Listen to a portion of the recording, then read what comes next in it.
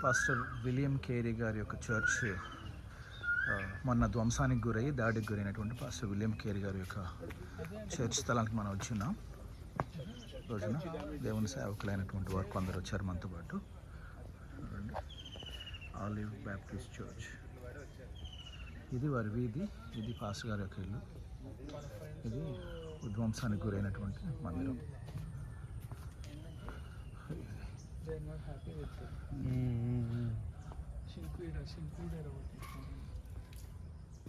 ఇది ఈ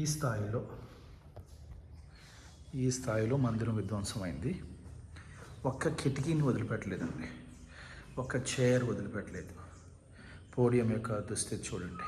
కొన్ని లక్షలు ఖర్చు పెట్టి ఎంతో ప్రయాసతోటి దేవుని బిడ్డలు ఏర్పాటు చేసుకునే ప్రార్థనా స్థలము. ఇక్కడ విరగని వస్తువు లేదు, పగలని వస్తువు లేదు. ప్రతిదీ కూడా ఫ్యాన్లన్నీ విరిచేశారు చూడండి, ఎలా ఒక్కదాన్ని వదిలిపెట్టకుండా.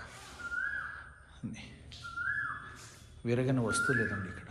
ప్రతి వస్తువును ఒక్క విండో మిగలలేదు. ఇన్ని గ్లాసెస్ మొత్తం ధ్వంసం చేశారు. ధ్వంసం, బుక్కులన్నీ చిందర వందర చేస్తే మళ్ళీ దేవుని బిడ్డలు ప్రార్థన చేసుకోవడానికి దీన్ని ఇలాగే ఉంచి ప్రార్థన మాత్రం మానలేదు.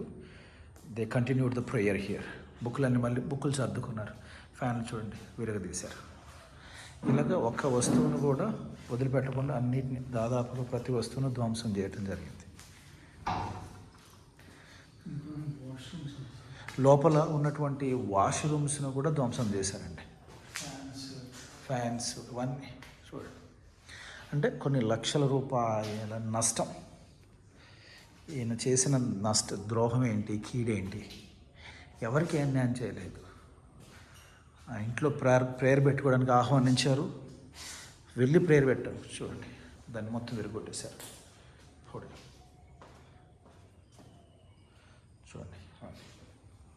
సో మనం ఎంతగానో ప్రార్థన చేయాలి. వీళ్ళంత మేరకు దైవజనునికి మనం మన సంపూర్ణమైన మద్దతు తెలియజేయాలి. ఏ ప్రాంతం వాళ్ళైనా, డినామినేషన్ వాళ్ళైనా, ఎస్పెషల్లీ ఆర్థికంగా నిలదొక్కున్నటువంటి పెద్ద పెద్ద సంఘాల వాళ్ళు, కార్పొరేట్ పాస్టర్స్గా పిలువబడుతున్నటువంటి వాళ్ళు కూడా, సంఘం మీకు ఎంతో చేసింది, దేవుని బిడ్డలు ఎంతో చేశారు, దేవుడు మీకు ఎంతో చేశారు. ఇలాంటి సేవకుల కుటుంబాలను ఆదుకోవడం కోసము, సేవకులను కాపాడడం కోసం మనం ఎంతైనా చేయాలి. సో ప్రతి వస్తువులన్నీ విరగొట్టినవన్నీ కూడా కుప్పపోసారు చూడండి. ఇక్కడ ప్రతి వస్తువు విరిగిపోయింది. సో తప్పకుండా దేవుడు కార్యం చేయాలి, కుటుంబాన్ని ఆదరించాలి. ప్రార్థన చేయండి. Thank you so much. God bless you all. Olive Baptist church.